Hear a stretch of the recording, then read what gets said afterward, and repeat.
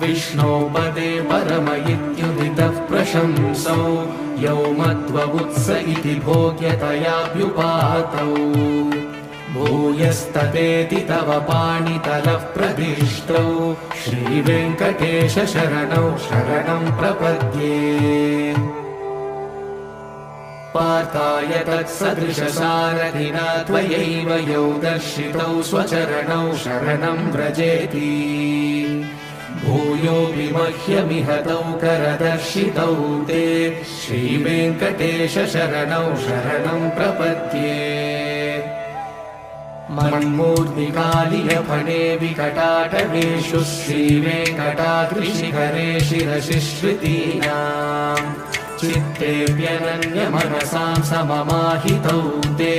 श्रीवेङ्कटेश शरणौ शरणं प्रपद्ये।